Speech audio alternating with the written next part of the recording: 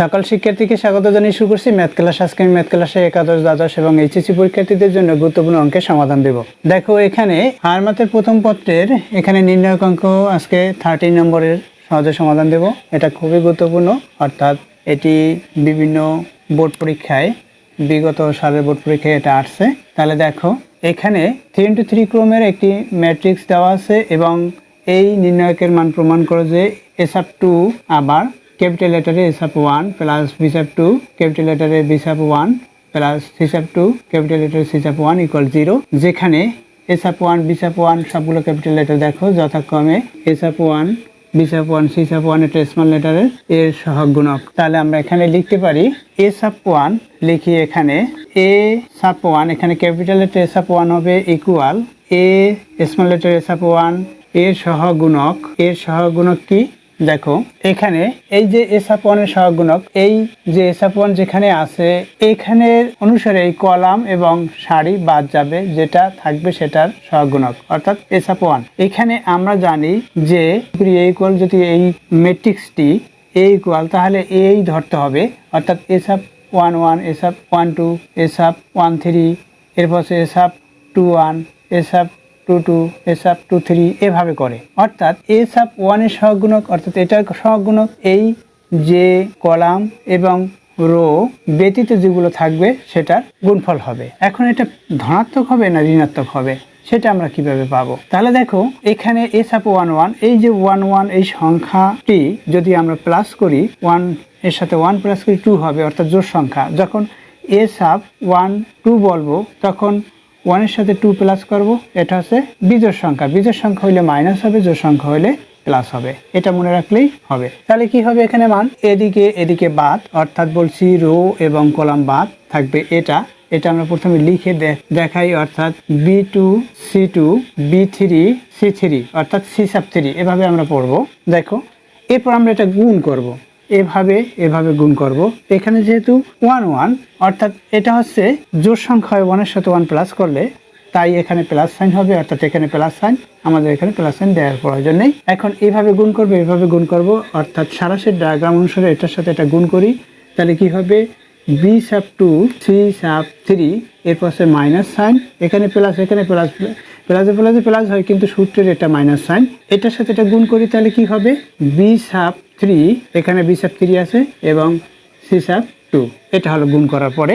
সুতরাং S(1) এর সহগুণক হচ্ছে এটা। তাহলে এরপর হচ্ছে B(1) এর সহগুণক বের করব। B(1) অর্থাৎ B(1) এর সহগুণক কি হবে সেটা আমরা লিখব এটা। তাহলে কি বাদ, এই যে কলাম আর এই সারি B(1) যে ভুক্তিতে অবস্থান করছে সেই ভুক্তির সারি এবং সেই ভুক্তির এই কলাম বাদ। তাহলে এটা বাদ, অর্থাৎ এইভাবে বাদ পড়েছে। তাহলে এখানে যেটা আছে, এখানে যেটা আছে, এখানে যেটা আছে, এখানে যেটা আছে এগুলো হবে, অর্থাৎ এটা আমরা লিখে দেখাই। এখানে A(2) এরপর হচ্ছে C(2) S(2) লিখেছি, C(2) লিখেছি, এরপর হচ্ছে C(3) এটা হলো ইকুয়াল কি হয় সেটা আমরা বের করব। দেখো আমরা একইভাবে এভাবে গুণ করি, এটার সাথে এটা গুণ করি, S(2) এর সাথে C(3) গুণ করি, তাহলে কি হবে S(2) C(3).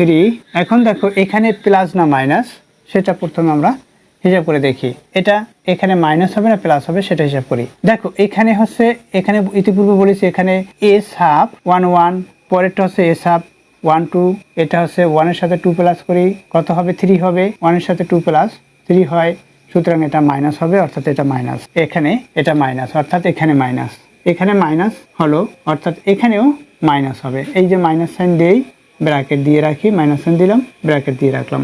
এরপর এটার সাথে এটা গুণ করি, এখানে এই প্লাস প্লাস কিন্তু সূত্রের মাইনাস লিখলাম, যেমন এখানে সূত্রের মাইনাস, এখানে সূত্রের মাইনাস, তারপর এটার সাথে এটা গুণ করি, তাহলে কি হবে S(3) C(2) এটা হবে, এটা লিখেছি, অর্থাৎ B(1) এর মান পেয়েছি ওটা।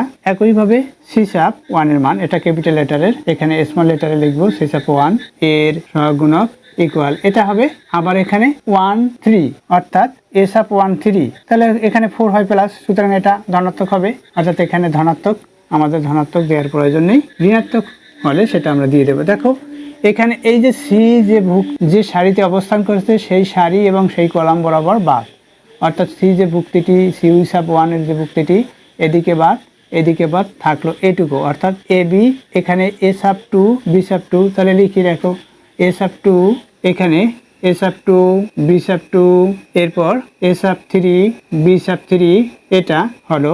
এখন আমরা আড়াআড়িভাবে গুণ করব, এটার সাথে এটা গুণ করি যেহেতু এখানে ধনাত্মক। এখানে কি হবে এ সাব 2 বি সাব 3 সূত্রের মাইনাস, এভাবে গুণ করি এ সাব 3 বি সাব 2, এটা হলো। এখন আমরা লেফট সাইড লিখি লেফট সাইডটা আমাদের তুলতে হবে। এখানে লেফট সাইড আছে এ সাব 2 এরপর ক্যাপিটাল লেটারের sub 1 plus B sub 2 capital লেটারের B sub 1 plus C sub 2 capital লেটারের সি সাব 1, এটা হচ্ছে লেফট সাইড। ইকুয়াল দেই। এখন আমরা মান বসাবো এ সাব 1 এর বি সাব 1 এর সি সাব 1 এর মান, অর্থাৎ এই যে A sub 1 B sub 1 C sub 1 এর মান কি এইটা মান, এগুলো আমরা বসাবো। তাহলে বসিয়ে দিই। দেখো এখানে তাহলে এ সাব 1 এর মান বসাবো, তাহলে এখানে কি আছে এ সাব 2 আছে, তাহলে এ সাব 2 লিখি। এরপর আমরা মান যেটা সেটা বসিয়ে দেব। মান কি, মান হচ্ছে বি সাব 2 সি সাব 3, অর্থাৎ এই অংশটুকু। এরপর হচ্ছে minus sign B sub 3 C sub 2 bracket শেষ করি। এরপর হচ্ছে প্লাস সাইন। দেখো এখানে মাইনাস সাইন, এখানে মাইনাস আর এখানে হচ্ছে প্লাস, প্লাসের মানে আমাদের মাইনাস দিতে হবে, তাই মাইনাস সাইন দিলাম।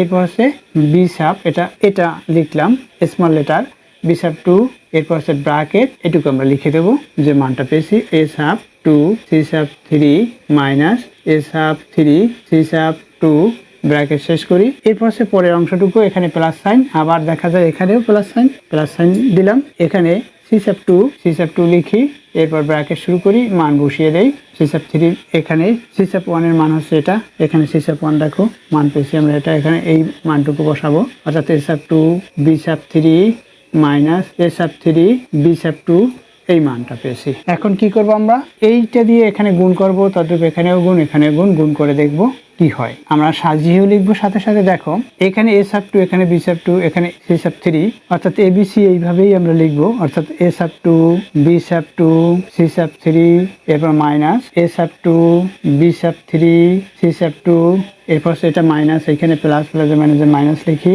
প্রথমে সাজিয়ে লিখবো, অর্থাৎ এ সাব 2 এরপর বি সাব 2 সি সাব 3, মাইনাসে প্লাস হবে, এই মাইনাস এখানে মাইনাসে প্লাস লিখলাম। এটা দিয়ে গুণ করি, তাহলে কি হবে এখানে এ সাব 3 এরপর হচ্ছে বি সাব 2 সি সাব 2, এখন প্লাস এখানে সি সাব 2 দিয়ে এখানে গুণ করব, তাহলে কি হবে গুণ করি, সাজিয়ে লিখবো সাথে সাথে এই plus A sub 2 B sub 3 C sub 2 minus লিখি A sub 3 B sub 2 C sub 2।